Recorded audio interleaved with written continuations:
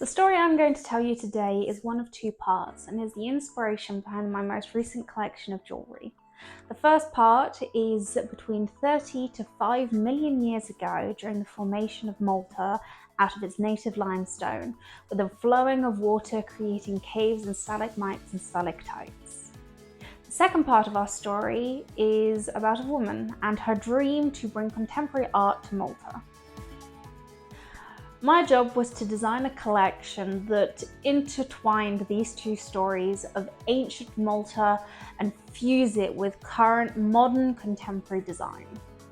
Historically, today, and probably in the future, all big rectangular Maltese homes are made of local quarried limestone. And oftentimes, when they are quarrying these big stones, they find caves that are filled with stalagmites and stalactites. Previously, they just threw them away. I have found a use for these mining industry byproducts, and I want to incorporate them into the design. Also, for techniques, I wanted to incorporate the new, more modern techniques such as 3D modeling and 3D printing, as well as ancient techniques that we've been using for centuries, like casting. So the other parts of the brief that I gave myself when creating these designs was that I wanted it to be affordable so that anybody could have an entryway into having at least one of my designs. I wanted it to be reproducible to keep the cost down so that I'm not redesigning a piece every single time.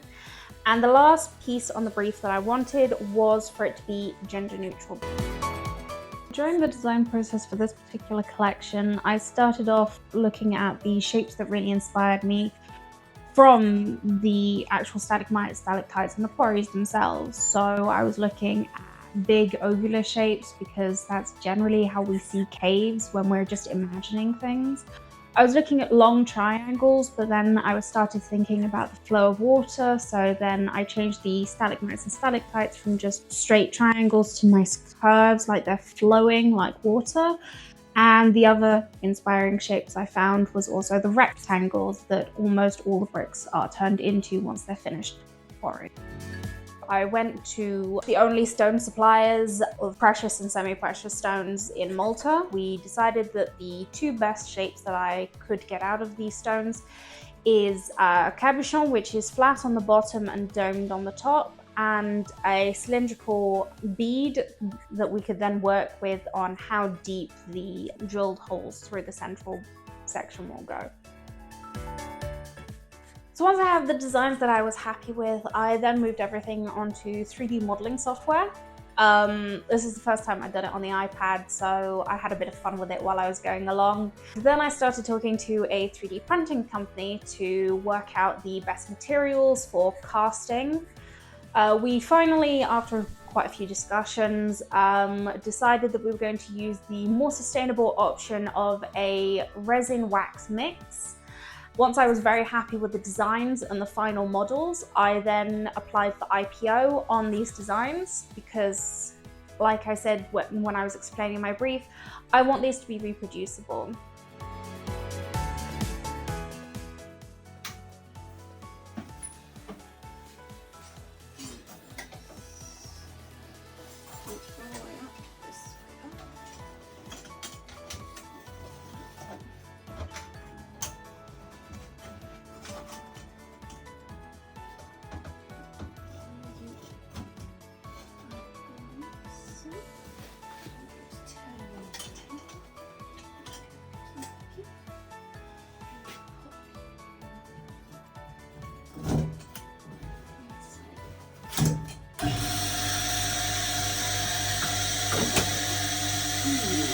Slow down on that.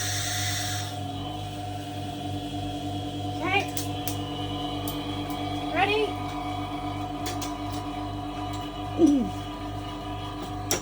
You got it?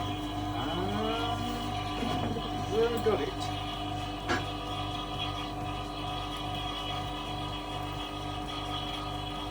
Right, stop. Right, that's good. Then we pull out our water bucket. I'm going to turn that one off as well. Just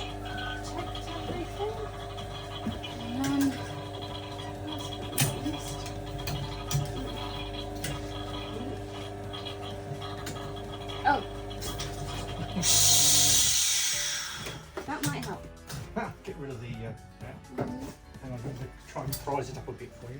Yes, if we could. Okay. No.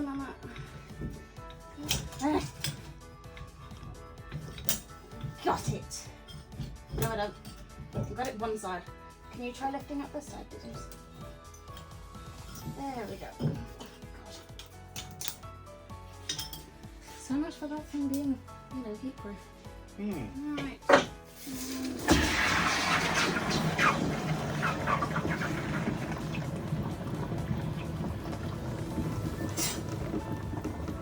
think it's just a crust on it actually. I think it's all right.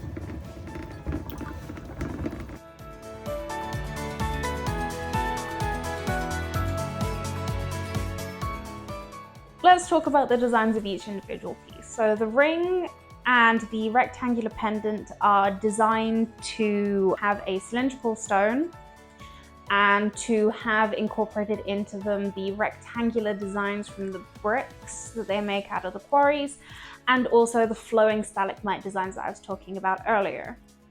The circular designs for the pendant, the bracelet, and one pair of earrings, these ones are designed around the idea of layers inside of caves and offshoot caves.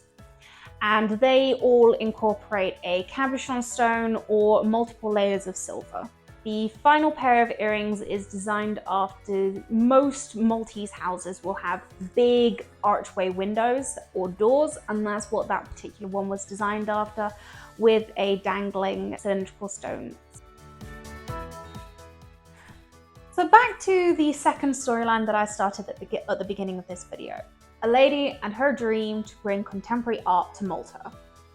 Well, she's succeeded. She has opened a Malta International Contemporary Art Space in Valletta.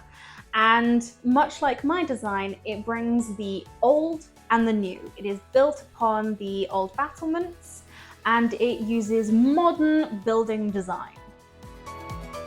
And I am delighted that I managed to become one of the picks to exhibit and sell through their museum shop.